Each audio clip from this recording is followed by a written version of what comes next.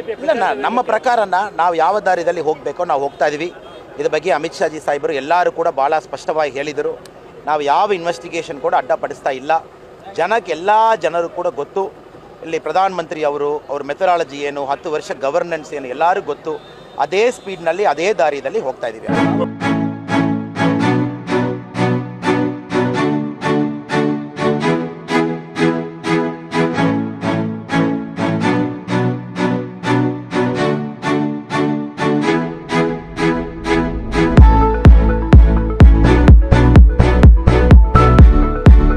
ವಿದ್ಯಾರ್ಥಿ ರಾಘವೇಂದ್ರನ್ನ ಈ ಬಾರಿ ಮಿನಿಮಮ್ 3 ಲಕ್ಷ ಓಟ್ನಲ್ಲಿ ಗೆಲ್ತಾರೆ ಅವ್ರಿಗೆ ಗೊತ್ತು. ಅವರಿಗೆ ಡೆಸ್ಪರೇಷನ್ನಲ್ಲಿ ರಾಹುಲ್ ಗಾಂಧಿ ಅವರು ಕರ್ಕೊಂಡು ಬಂದಿದ್ದಾರೆ. ನಿನ್ನೆ ಏನು ಕಾಮಿಡಿ ಆಯಿತು ನಾವು ನೋಡಿದ್ದೀವಿ. ಟ್ರಾನ್ಸ್ಲೇಷನ್ ಅರ್ಧದಲ್ಲಿ ಚೇಂಜ್ ಮಾಡಿದರು, ಏನೇನೋ ಮಾಡಿದರು.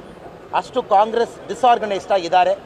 ಖಂಡಿತವಾಗಿ ಶಿವಮೊಗ್ಗದಲ್ಲಿ ರಾಘವೇಂದ್ರ ಅವರು ಜನಪ್ರೀತಿ ಎಲ್ಲ ಕಡೆ ನೋಡ್ತೀವಿ. ಮಿನಿಮಮ್ 3 ಲಕ್ಷ ಮಾರ್ಜಿನ್ನಲ್ಲಿ ಗೆದ್ಕೊಂಡು ಬರ್ತಾರೆ.